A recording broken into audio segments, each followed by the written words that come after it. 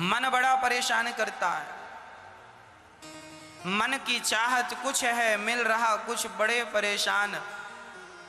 ये मन के रोगी ही तो डिप्रेशन में जाते हैं। मन से बहुत उथल पुथल चल रही है, अरे भाई अब ये सब ठीक होगा, अब कोरोना चल रहा है, हमारा जी अच्छा होगा कि नहीं, मन में जब अच्छा होना होगा हो जाएगा। एक आदमी था, उसका कारोबार था, खुद ने उसने फैक्ट्री डाली, बड़ी मेहनत की और उसने अपने कारोबार को सफल बनाया। अच्छी खासी उसकी फैक्ट्री चलने लगी, लाखों रुपए वो दिन का कमाने लगा। अच्छी खासी फैक्ट्री चल रही थी, अचानक लॉकडाउन लग गया, फैक्ट्री बंद हो गई।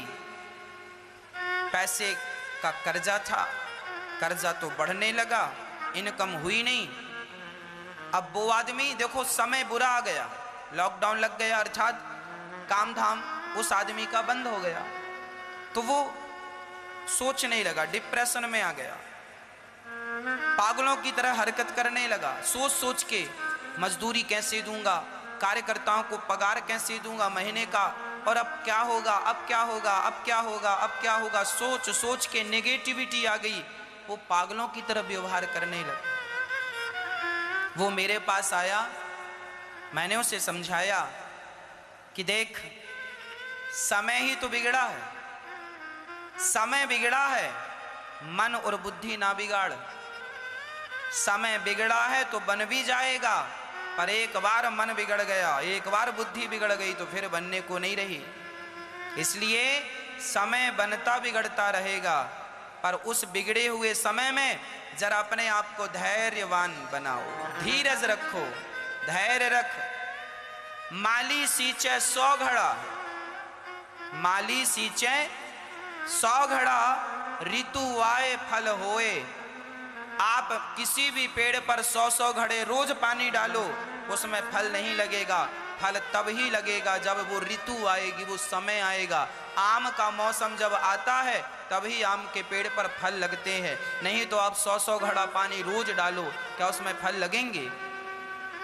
मेरी माँ, जैसे समय आने से आम में फल लगते हैं, समय आने में पपीता में फल लगते हैं, पपीते के पेड़ में, उसी तरह समय आने पर गेहूं होता है। समय आने पर, अभी बारिश आने वाली है या आ गई, अब पूरी भारत के किसान अब इस बारिश में ना गेहूं नहीं बोएंगे, क्या बोएंगे बोलो? चावल, धान। इस मौसम में गेहूं नहीं हो सकती साहब, हो सकती हो तो बताओ? नहीं ना। यदि इस मौसम में गेहूं नहीं हो सकती और गेहूं के मौसम में चावल नहीं हो सकता, मतलब प्रकृति ने, परमात्मा ने सबका अलग अलग मौसम बनाया है ना। उस मौसम का इंतजार करना होता है ना किसानों को, इंतजार करते हैं तो गेहूं का मौसम भी आता है और चावल का मौसम भी आता है, गेहूं की फसल भी आती है और चावल की फसल भी आती है। इसलिए हिम्मत ना हारो भक्तों, यदि समय गया है तो समय आएगा भी जरूर, बस इंतजार करो उस आने वाले समय का और हिम्मत ना हारो और राम ना बिसारो। पॉजिटिव रहो, नेगेटिविटी ना ले आना, नेगेटिव ना हो जाना। पुरुष आदमी टूट जाता, पुरुष ना अंदर से टूटने लगता है, जब उसके सिर पे कर्जा होता है, काम धाम चलता नहीं, अंदर से टूटने लगता है, वो डिप्रेशन में जाने लगता है, नेगेटिव होता जाता है, उसके बहुत कुछ होने लगता है, नाना प्रकार के गलत गलत विचार आने लगते हैं। अब जी के क्या करूंगा, मर जाता हूँ, ये कर लेता हूँ, वो कर लेता हूँ, ये पुरुष लोग सोचने लगते हैं, जो डिप्रेशन में चले जाते हैं, जो लोग नुकसान जिनका हो जाता है लंबा, 1 लाख 2 लाख का, 50 लाख का, 1 करोड़ का नुकसान हो गया, अब क्या बचा, आप मर जाते हैं।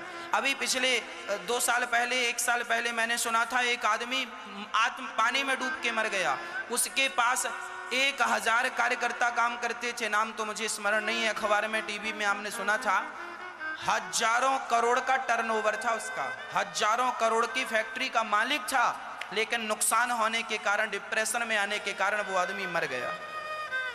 हजारों करोड़ का मालिक था, कर्जा था, मर गया। एक और आदमी के बारे में मैंने सुना, उसके पास तो हजारों एकड़ जमीन जायदाद थी और हजारों करोड़, 1-2 करोड़ नहीं, 100-500 करोड़ नहीं, 1000 करोड़ की प्रॉपर्टी होने पर भी उसने अपने आप को गोली मार ली। क्यों?